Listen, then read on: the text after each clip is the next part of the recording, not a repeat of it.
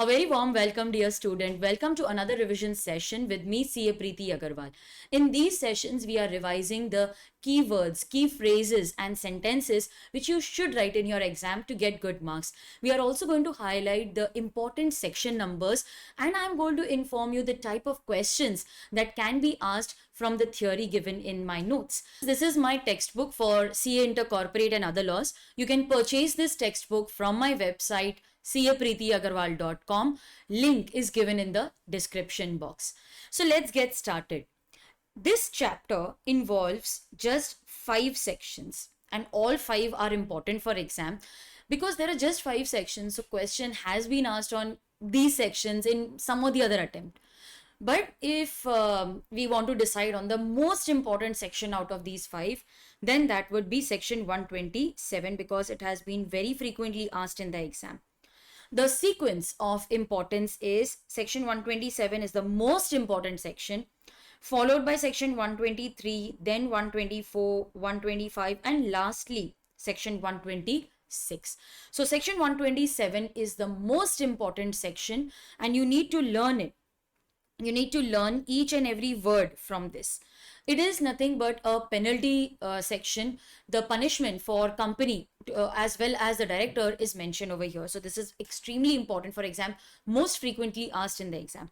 Followed by section 123 and 124. Many a times a combination question has been asked on section 124 and 127. Both are included in the question. So the answer will be based on application of both the sections. So be very careful as to what kind of questions are asked in the exam. In case you wish to purchase a question bank book where all the answers are given in the format that is required in the exam, that is provisions, facts of the case, analysis, and conclusion, then you can refer my law compiler. Again, link is given in the description. You can also go through it on my website capreetiaggarwal.com. The rule that is most important is rule 3. This is not rule 7. This is the most important rule, that is rule 3, declaration and payment of dividend out of reserve. So in case we are using reserves for payment of dividend, there are certain restrictions applicable and those restrictions are covered in rule 3. So how will you write this rule in the exam? You will say that rule 3 of the company's declaration and payment of dividend rules, or you can say rule 3 declaration and declaration of dividend out of rules provides for the following. So that is how you will mention the rule and write the provisions. This can also be asked as a theory question. Okay, so theory or case-based question can be asked on this. I have seen 2 or 3 cases wherein they have asked purely theory and you have to write the provisions of rule 3. Now, what is the meaning of dividend? I'm very sure you are aware of the meaning of dividend. This is a keyword revision session. So here we are going to highlight all the keywords from the introduction. Now, do we need to memorize all this? Will this be asked in the exam? I don't think so. What is most important is the definition, and that is covered under section 2, clause 35 of the Act. The definition is very vague. It simply states that dividend includes interim dividend. It is not explaining the meaning of dividend. It simply states that the word dividend includes interim dividend. Now, what does it mean? It means that the provisions applicable to dividend shall also apply to interim dividend.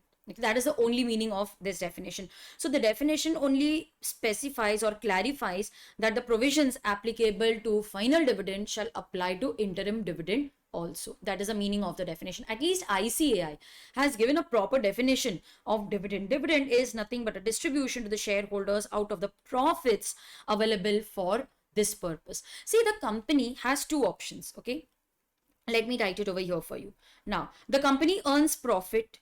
Every year they work very hard and they earn profit. Now this profit can either be retained by the company and utilized for growth, development, future projects of the company, or it can be distributed in the form of dividend or bonus shares. In case it is distributed in the form of dividend, then we will apply section 123 to section 123 to section 127. 7. So in case we are distributing the profits, then that distribution of profit is known as dividend. Does every kind of business give dividend? No. Only the company form of business gives dividend. Why? Because in a proprietor, you are entitled to the entire amount of profit. In case of a partnership, they share the profits among themselves. It's only in the case of company that the members have given their hard-earned money to the company. The company then shares a certain percentage of profit with these members in the form of dividend. Now, why? See, the company is earning that profit because of the money given by the members. So there's no obligation on part of the company to declare dividend, to give dividend. Although it's not an obligation, but yes, who would not like to get something extra on the money that you have given? So in order to please the investors, in order to encourage them to stay invested in the company, in order to increase the market price of the shares of the company, there are so many reasons because of which the company declares dividend. Also, it creates a good impression about the company. See, you will give dividend only when you earn profit. Yes or no? So it gives an impression to the outsider that this is a profit making company, and therefore it is in a position to distribute that profit in the form of dividend. So it creates a very good image of the company in the business world. So these are various reasons for declaring dividend, and only a company can declare dividend. Now, there are different kinds of dividends. So I have a small chart for that, and let's go through it. Okay, these are the notes which we write in the lecture. Now, these are the types of dividends, and this will cover the basics of dividend that is given in the first few pages of my textbook. Now, dividend may be either classified on the basis of time or on the basis of nature of shares. These are charts which I've already prepared because we discuss all this in the regular lectures. I make them write, I write and then they copy. So that is the pattern which we follow. So during my explanation, I have created this chart. So I thought, why not discuss that with you as well? So on the basis of time, dividend may be either final dividend or interim dividend. And on the basis of nature of shares, they are classified into preference dividend or equity dividend. Now, what is the meaning of final dividend? See, final dividend means a dividend which is declared in the annual general meeting. Okay, so it is an ordinary item. It is an ordinary item of every AGM. It's an ordinary business. Every company, and in every AGM, one of the ordinary businesses is declaration of dividend. Now, this final dividend is recommended by the board of directors and it is declared by the members in the annual general meeting. How does the board of director recommend this dividend? The board of director recommends the dividend in its board report. So if you see the board report, you will find the recommendation of dividend by the board of directors. Now let's say that the board has recommended that we give 10% dividend. Okay, the board has recommended that we give 10% dividend in a particular year. Okay, this year they are recommending 10% dividend.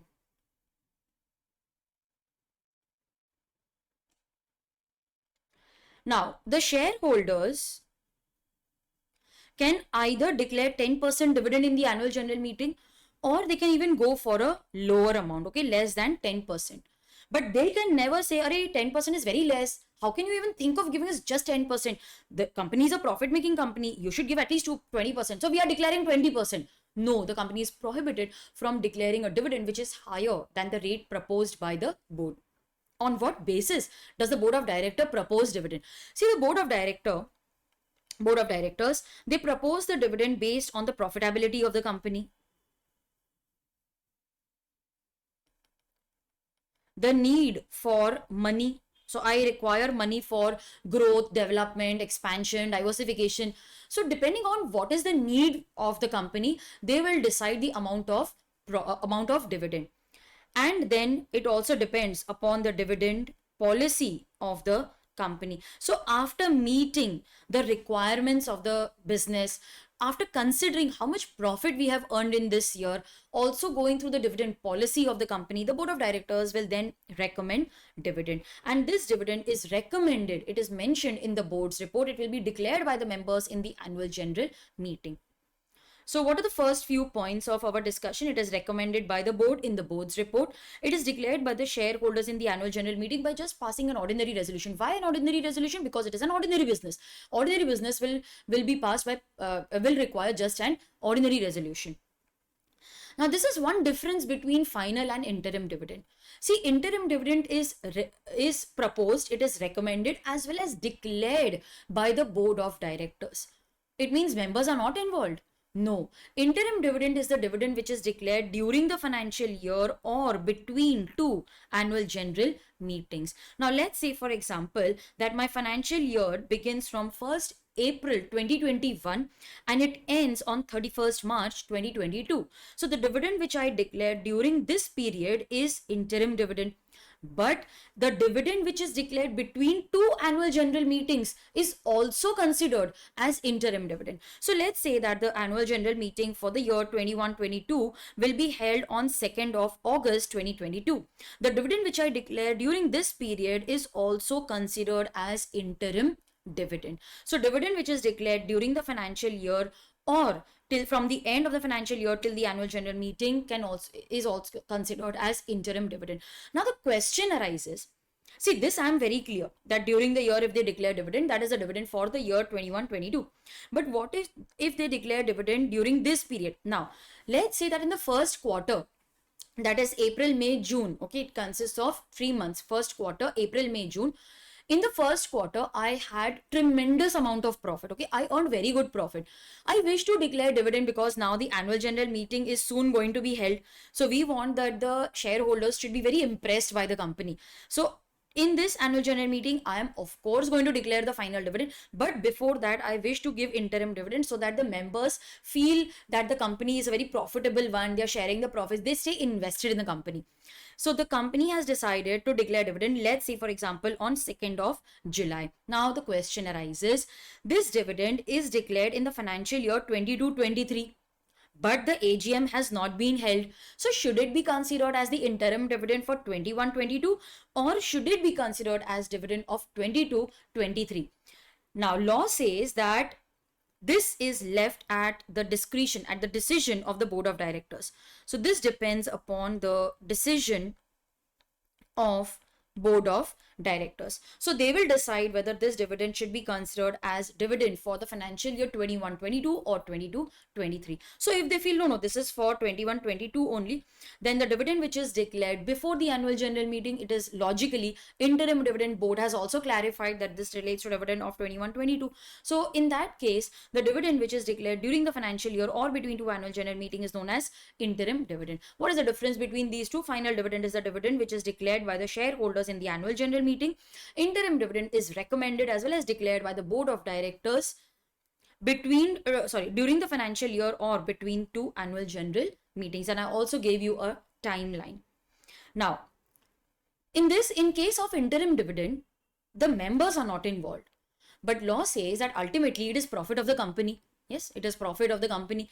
So members will ratify the interim dividend in the annual general meeting. So whatever is the ensuing annual general meeting, there the board of directors will ratify. Do we need to also ratify final dividend? No, final dividend does not require any ratification. Another very important point of interim dividend is that you can declare an interim dividend only when it is authorized by the articles. But is authorization required in case of final dividend? No, even if your articles do not authorize, you can still declare final dividend, but interim dividend can be declared only when it is authorized by the article. So that is also my point of difference. Articles must allow the declaration of interim dividend. This we have already studied, that the provisions of final dividend shall also apply to interim dividend. The only exception lies in case of declaring authority, because final is declared by shareholders and interim is declared by board of directors. There is also some difference in the sources of dividend. So the provisions for sources of dividend are different for final dividend and slightly different for interim dividend. Interim dividend is covered under section 123 subsection 3.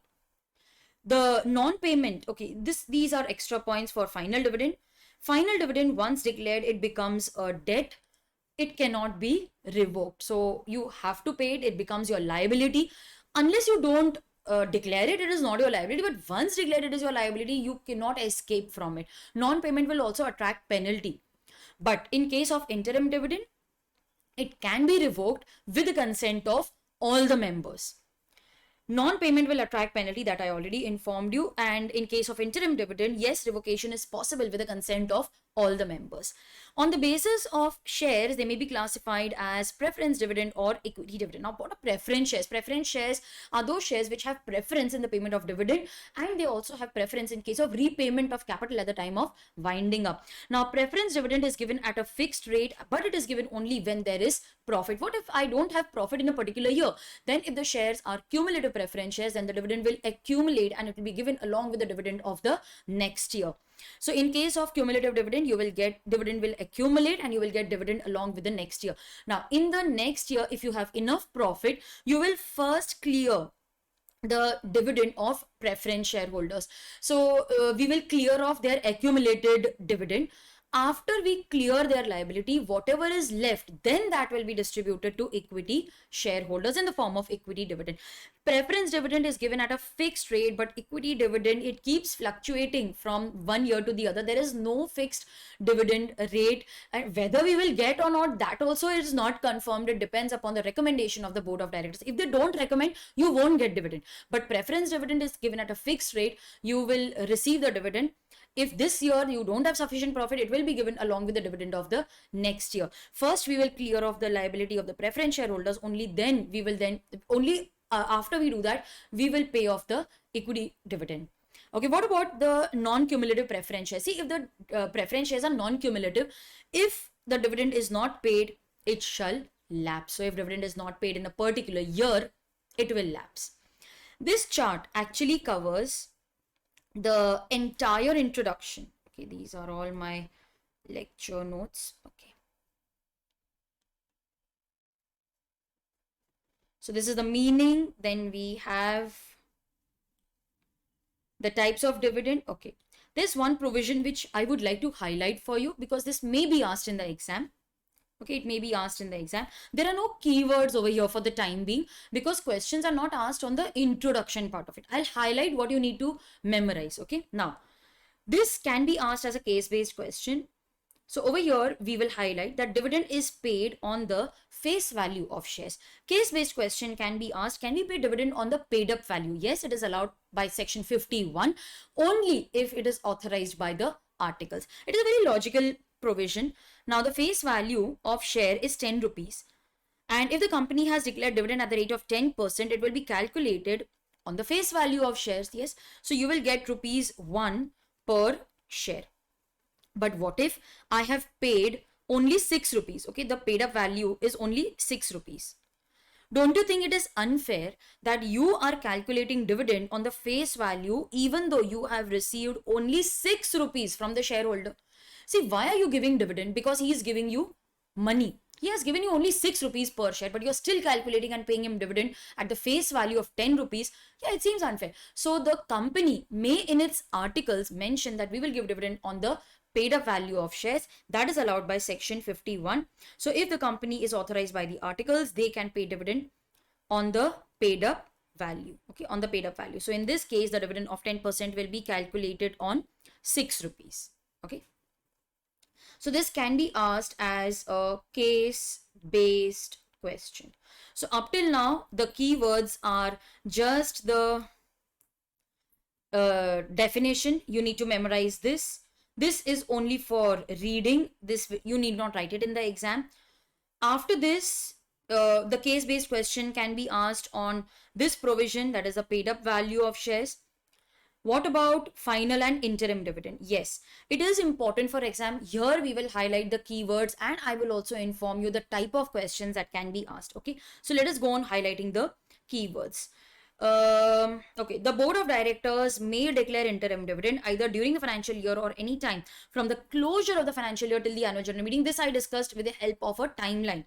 Now, what are the sources? I had mentioned that the sources of interim dividend are different from the sources of final dividend. Final dividend we will study in section 123. This is also section 123 subsection 3 it mentions. So what can we use? We can utilize the surplus lying in the P&L account. This is the P&L credit balance which you can see in the balance sheet. The profits of the financial year, that is the current year's profit and loss account. and also the profits generated in the financial year till the quarter preceding the date of declaration of interim dividend. So let's say, for example, that I have 3 quarters and I want to declare dividend in the third quarter. So I can utilize the profits which I have earned till the second quarter. Do you remember the timeline, timeline which I had shown you? In that also, I can utilize the profits which I have earned in this first quarter if I want to declare dividend on 2nd July, which falls in the second quarter. So that profit can also be utilized. Okay. So these are the key words, key phrases, sentences. What is important from interim dividend? The sources part of it is important. I can utilize the surplus in the P&L account, profits of the current year, and profits generated in the quarter immediately preceding. Most important for case-based question, this proviso.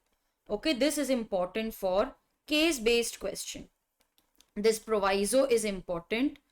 Now, let's say, for example, that I wanted to declare dividend in the third quarter, but when I check the profitability, there's no profit. In fact, there is loss. But still, I would like to declare interim dividend just to maintain the goodwill, the reputation of the company, because I've been giving dividends in so many years. I want to maintain the goodwill. So if there is loss, law says that the rate of dividend that you declare should be less than the average rate of dividend in the last 3 immediately preceding financial years. So this can be asked as a case-based question. Some amount of calculation will also be required, that the average comes to 10%, but the company wants to declare 12%. Can the company declare 12%? Your answer will be no. If the average is 10%, then they can declare only 10%. So such kind of questions can be asked on this. Interim dividend can be revoked with the consent of all the partners. Okay, so revocation declaration will be ratified by the members in the coming or ensuing annual general meeting. So these are the keywords from interim dividend. There's no keyword as such in final dividend because these are very basic points and not many questions are asked from this. I already explained the concept in this chart. Let us proceed. This is a difference between interim and final dividend. Most of the points we have already covered while discussing the chart on classification of dividend on the basis of time. Next, let us discuss the section 123. This is important for exam. What is important from here is sources of dividend. It can be asked as a case-based question wherein you are expected to write what are the different sources of dividend. So this can be asked. Provisions relating to transfer of dividend are also important for case-based question. I will highlight the keyword for you. Here, rule 3. This is rule 3. Okay. This is very important. These provisions, because it can be asked as a theory question or a case-based question. So this is very important. Rule 3 is important. Okay. Now, up till now, we have discussed the important provisions. Let us go through them. What are the sources of dividend? So I can use the current year profit. Yes, I can use the current year profit.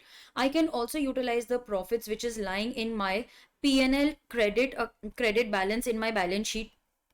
I can utilize the free reserves,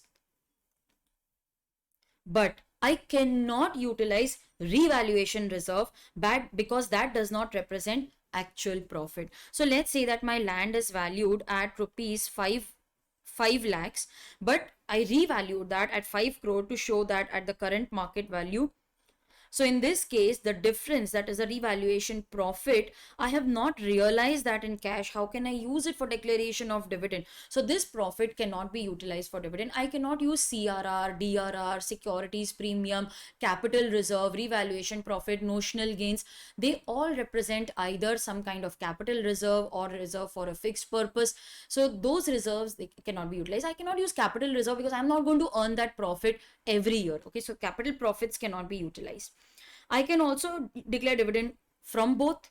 Sometimes the government gives us some money as a result of the guarantee. Now let's say that I am the owner of a company which is into khadi manufacturing. Now nobody is investing in my company because they don't believe in khadi industry. They feel that it doesn't have a market value, that cloth doesn't have a market. So the government has given guarantee that don't worry, in case the company does not generate enough profits, we are giving you money, we are giving the company money, and they will use it for distribution of dividend. So that money which is given by the central government, that can be utilized for dividends, so that people are encouraged that no, the company is giving returns, they are giving dividend, it's a profitable one, and they will invest in that company. So just to encourage that sector, the central government sometimes gives a guarantee, and that money can also be utilized for declaration of dividend. It can be used for payment of dividend. See, whenever you utilize the money, you should ensure that before declaration of dividend you have adjusted the carry forward losses and depreciation which is not provided for in the previous years. See, if we don't provide depreciation, okay, if depreciation is not provided for, the asset will be overvalued, the profit will be overstated, okay, the asset will be overstated, the profit will be overstated. It means that you don't have that much money but you're still giving dividend. It is as if the dividend is paid out of capital, which is not allowed. Dividend is apportionment of profit. You cannot give dividend out of capital. So therefore it is essential for me to provide for depreciation. All the carry forward losses, carry over losses. Now let's say that in a particular year I incurred losses of 25 crore rupees. If I show that loss in a particular year, the profits will fall drastically, and I will not be able to give dividend, but that year the profit will be so low that the shareholders will start withdrawing from the company. So what I do is I write off that profit over a period of 5 years. So every year I will write off some amount of money. So 5 crores I write off every year. Now before you give dividend, you have to write off your carry forward losses. Can we utilize, can we transfer some money to reserve? Yes, why not? You can transfer any percentage. See, everything is left to the discretion of the company which is acting through the board of directors. So the keyword over here which you have to write in your answer is discretion. So the company may at its discretion. See, we can't force the company to keep some money aside in the form of reserves. But the company, if it decides, it can keep any amount. Let's say, for example, that in a particular year they earn profit of 100 rupees. So they may decide that this year, out of 100 rupees, we will keep, let's say, 20 rupees in the form of reserves for future emergencies or some, if you don't have profits in the next year or the future years, then that money can be utilized for dividend. So how much is to be transferred, whether it is to be transferred or not, everything is left at the discretion of the company. Now, what if there is either inadequacy of profit or absence of profit? Absence of profit means there is loss. Inadequacy means, let's say I have 8 lakhs of profit, but I want to declare dividend of 25 lakhs. So there is a deficiency of 17 lakhs. Now, if there is inadequacy of profit, but I still want to declare dividend, why do you want to declare dividend?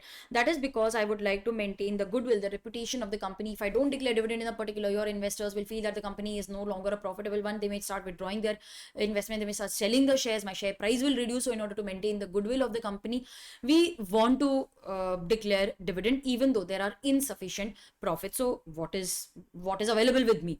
I don't have profit in the current year, or it is inadequate. Then I will utilize the free reserves that are lying in the balance sheet of the company. See, students, please pay attention. If you are using the current year profit and loss, okay, if I am using the current year profits are the profits of the year in which you're declaring dividend. If I'm using the current year profits, there is no restriction. You can give the entire profit in the form of dividend. If I am utilizing the profit and loss which is accumulated, okay, there is no restriction. There's no restriction. But if I use reserves, now how are these reserves created? These reserves are created from the profits only.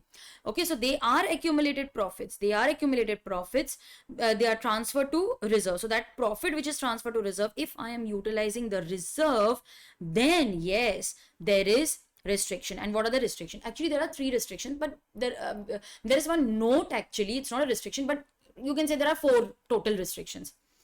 Now, the rate of dividend that you declare out of those reserves should be less than the average rate of dividend declared during the immediately preceding 3 financial year. Okay, preceding 3 preceding financial years. What if I have not declared dividend in the first year? So write 0, 10% in the second year, and 12% in the third year. So this is how you will calculate the average. I have not declared dividend in any of the immediately preceding 3 financial year, then this provision will not apply, because there is 0, 0, 0. How can you calculate average? Let's say that I have 100 rupees in my reserve. Okay. How much can I withdraw? There is a restriction on withdrawal, right? And I need to comply with all these conditions. So lower of the above can be declared as dividend. The withdrawal should be not more than 10% of the paid up share capital plus free reserves. Okay. Whatever balance remains in the reserve should be at least 15% of paid up share capital. So I need to ensure that I have at least 15% of the paid up share capital lying in my reserve after the withdrawal. Ma'am, it is not 15%. Then reduce your withdrawal. Simple. You can't withdraw that much money if you are not able to maintain 15% balance after withdrawal. This is important because many case-based questions are asked. You can refer my compiler for the case-based questions, and in the regular lectures also we have discussed all the compiler questions. So you can go and watch the video where we have discussed the compiler questions. You will find that 2 or 3 questions are based minimum on these calculations. Okay. So you cannot exceed 10% of the paid up share capital and reserves, and after withdrawal, okay, after withdrawal, whatever remains should be at least 15% of the paid up share capital. This is a note. You can consider that as a restriction, but it is more of a note. See, whatever I withdraw, okay, whatever I withdraw should be first utilized to set off the losses incurred in the current financial year in which the dividend is declared. What if I have not provided for depreciation? I will have to provide for depreciation also of that financial year. So current year's profits, depreciation, the accumulated losses, everything will have to be deducted from that withdrawal, and only the balance can be utilized to distribute dividend. So let's say that I am wishing to withdraw 25 lakhs, but the current year loss is 20 lakhs. So I can give dividend of only 5 lakh rupees. Okay. So this is important for exam. There are no keywords over here, but I have already highlighted that case-based questions can be asked on these provisions. So you need to memorize it. This is not very important for exam, but we only want to read that dividend cannot be declared out of capital. You have to set off the previous losses and depreciation. The amount of dividend, okay, once declared, it should be transferred to the unpaid dividend. It should be transferred to a separate bank account with a scheduled bank within 5 days of declaration. So let's say, for example, that I declared dividend on 1st of July. So 2nd, 3rd, 4th, 5th, 6th. Okay, I must deposit that in a separate bank account on or before 6th July. All right. Payment of dividend must be in cash only, not in kind. Cash doesn't mean you have to pay in hard cash only. You can pay hard cash, but if you're paying it in cash, it can also be in the form of check, warrant, or electronic mode. Can be asked as a 1 or 2 mark question. Dividend will be paid only to registered shareholder. Yes, it is asked in the exam. Registered shareholder means someone whose name is mentioned in the register of members. You can also pay to his order or banker. Order is authorized person. You must have studied beneficial owner. It can also be paid to the banker. Banker doesn't mean bank will keep the money. It will be deposited in my account. That is direct bank transfer, net banking. Capitalization of profits in the form of bonus shares, that is permitted. Okay, it is allowed. This is again very important for case-based question. Okay, important for case-based question. In case the company has defaulted in repaying the deposits, or there is prohibition on acceptance of deposit, but you have still accepted deposits, you can accept deposit only from members, or only eligible companies can accept deposits from the public. But you have accepted deposits, and under section 74, you have not repaid the deposits which you have accepted before the commencement of this act. If there is a default, then the company is prohibited from declaration of dividend. This is very important for you to write in the exam. Till the failure continues. So long as the failure continues should be written in your answer. So long there is a failure, you cannot declare dividend. Now you are saying that I want to declare dividend and not pay my deposits. You don't have money to pay the deposits and you want to declare dividend. First you pay off your existing liability, and then we will allow you to give dividend. Section 8 companies cannot declare dividend, and if they do, their license will be revoked. ROC will add the word limited or private limited to the end of their name. This is again important for case-based question. All right. Then we have a timeline. Okay. We have a timeline. Now, let's say that we declare dividend. So this is declaration of dividend. Within 5 days, okay, as soon as we declare dividend, within 5 days, we will have to deposit the dividend in a separate bank account opened with a scheduled bank. As soon as you declare dividend, then within the next 30 days, you have to pay dividend, and the other person, the shareholder, has to claim that dividend. See, it is sufficient if you have dispatched the warrants in those 30 days, huh? But you have to pay the dividend, or you have to at least dispatch warrants, and the other party has also to claim the dividend. If they don't, then after the expiry of these 30 days, within the next 7 days, you will transfer that money to the unpaid dividend account. This is also a separate bank account opened with a scheduled bank. So within 7 days, you will transfer. Otherwise, you will have to transfer it along with interest at the rate of 12% per annum for the period of default. Now, we will transfer the amount to the unpaid dividend account. Now, as soon as you transfer, within the next 90 days, you also have to place a statement. Now, where is that? We will highlight that. You also have to prepare a statement and place it on the website of the company. What will be mentioned in the statement that is asked in the exam? You will mention the name of the person, their last known address, and the unpaid dividend amount. Why do we mention the last known address? See, we had sent the dividend warrant, we had sent the check, but that person is no longer staying at that place. The check got returned. It is not the fault of company. So we will put it on the website, and that person, he may read and say, oh, this is my old address, and he will call the company and claim his dividend. So with that intention, we also ask you to place it on the website. You will also place it on another website as may be prescribed by the central government, as approved by the central government for this purpose. We will place it there also.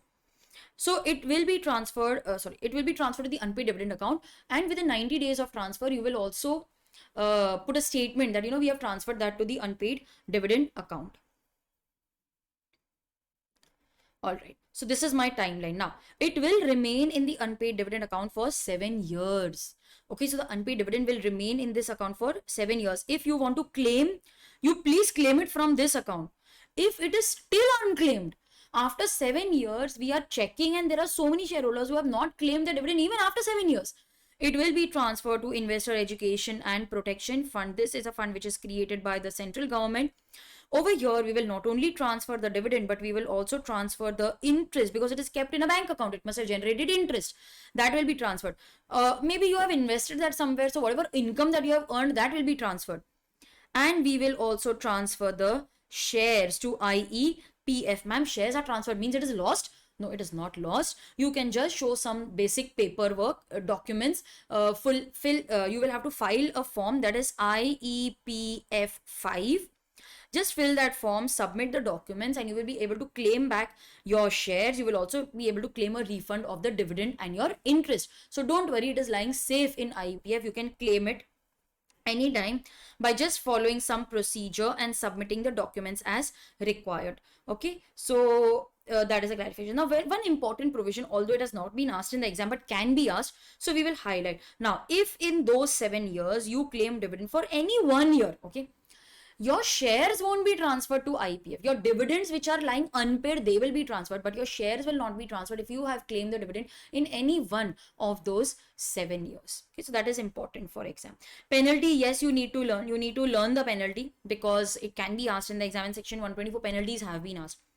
Then we have the Investor Education and Protection Fund, IEPF. This is established by the central government. They will also have, they will also operate through divisions. They are further broken down into divisions. Now, what is credited and what is debited, that will be mentioned here. So what amounts will be credited? Now, see, this is a fund. So it has specific credits, it has specific debits. Okay. In this, what will be credited and what are the utilization, that can be asked in the exam, but it has not yet been asked. We don't know. A question may come, just because it has not been asked doesn't mean it will not continue to be asked in the exam. What is credited? See, this fund is created for the investors' education and their protection. So some money is given as grant by the central government. Some money is given as donation by central government, state government, companies, or any other institution. The amount which is lying in unpaid dividend account, that will be transferred. Not only that, but interest and other income, that will also be transferred. Along with that, the shares will also be transferred. Where is that written? Shares. Okay, the shares, it must be mentioned somewhere below. So the shares will also be transferred. The amount received through disgorgement, that is earned through unethical practices, unlawful practices, any profit which I have earned. Like Mr. A had applied for shares in the name of various persons. He was impersonating himself. So we took the shares from him, and now we have reissued those shares to other eligible persons. So the money which I have received will also be credited in this fund, and the utilization will also be to pay off the disgorged funds to the aggrieved parties. Then we will also credit the application money, matured deposits, matured debentures, sale proceeds of fractional shares, their interest, redemption of preferences. But we will credit only after 7 years. So for 7 years, it will lie with the company. Okay, it is lying with the company. The company is waiting for people to come and collect it, but the people have not come. See, we wanted to return. Okay, we wanted to return. See, everything is after 7 years. We wanted to return, but the person has changed his address, their account is blocked, their account is dormant, we are not able to credit that money to them. So what do we do now? Credit it to IEPF, they will come and claim it. So what are the specific uses for that? The refund in case of unclaimed dividend, matured deposits, matured debentures, application money. See, all this was credited. Now you have come to claim it, so you will get it from this fund only. Investor education and protection fund activities like print media, advertisement, social media, videos, etc. to protect their interests. Like mutual funds are subject to market risk. Please read the offer document carefully before investing. Or what are the rights of IEPF? You don't have to pay money to brokers and all. All this awareness will be created. Reimbursement of legal expenses and any other purpose. So this is a very specific utilization of IEPF. You're maintaining a fund. Okay, there is a lot of money involved. You will have to maintain the accounts. If you're maintaining accounts, you'll also have to get it audited. It will be audited by the Comptroller and Auditor General of India. The audited accounts and the audit report will then be given to the central government. The central government will also receive the annual report giving a detail of all the activities. So what will the central government do? This annual report plus the audit report. Okay, this annual report plus the audit report. They will send it to CAG, and CAG will then place it before each house of parliament. This needs to be learned. Okay. Constitution of the fund. Now the fund, the administration, okay, the administration of the fund, it will be by appointing a chairperson, and he will be the secretary of MCA. So whoever is the secretary of MCA will become the chairperson. Other than the chairperson, we will also have 6 members. See, we need total 7, okay, maximum 7 members. So you have the chairperson plus 6 other members. So chairperson plus 6 other members, total 7 members. And we will also have a CEO, okay, Chief Executive Officer of as the central government may appoint. And we will also have certain other officers, employees, etc. to manage the fund. Section 126, not very important for exam actually. Only one thing which I really feel can be asked in the exam is this part. Now, the transferor has transferred shares to the transferee. See, this is possible only in case of shares which are in the physical form. So we gave the transfer form, okay, the transfer form, plus we attached the share certificate, and we submitted this to the company. Now the company has 30 days. They will process the documents. They will remove the name of the transferor. They will add the name of the transferee in the register. So all that procedure will take place. We will issue them a certificate of incorporation after endorsement. So all that takes time. Now, during this period, the company has declared dividend. Now, what should we do? In the name, in the register, his name is mentioned, but we have also received the transfer document. So what should we do now? So if the transferor has authorized in writing to pay money to the transferee, then the company will pay the dividend to the transferee. But if nothing is authorized, then this dividend will be transferred to the unpaid dividend account. Okay, this is important from section 126. Section 127, very important for exam, punishment for failure to distribute dividend. The penalty provisions, they are important for exam. There is also another part that these are the circumstances where the company is not liable. So once the dividend is declared, what are the keywords? Within 30 days, the company has to pay dividend, at least post the warrant. If they receive it, then the company is not at fault, but at least post them. If they fail to do so, then the company will be liable for paying the amount of dividend along with simple interest at the rate of 18% per annum. And every director, but who has knowledge that there was some default, will be liable for imprisonment maximum 2 years and fine. It is and, not or. And fine which may be 1,000 rupees for each day of default. So this penalty provision is important, but there are certain circumstances where the company is not liable, like operation of law. There was some succession issues or some FEMA issues. Because of law, I could not give the dividend. The special directions were given by the member to deposit the dividend directly in the bank account, but the name is incorrect, the account number is incorrect. We have communicated that to the shareholder. Then the company is not liable. But if there is no communication, then the company will be liable. Penalty will apply under section 127. Okay. There is a dispute, or it has been lawfully adjusted against any sum due from the shareholder. For example, call money. This is also asked in the exam. So questions are mostly asked on this, and this part, or any other reason, but it is not the fault of company. So under these circumstances, there is no offense. If they go anything beyond this, then there is an offense under section 127.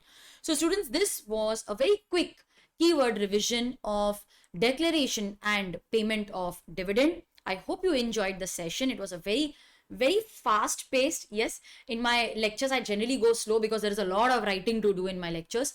But those last minute revision notes will help you not only during revision, but also one day before the exam. All right. So this was a very nice revision. Even I enjoyed it. And the chapter also got over in good time.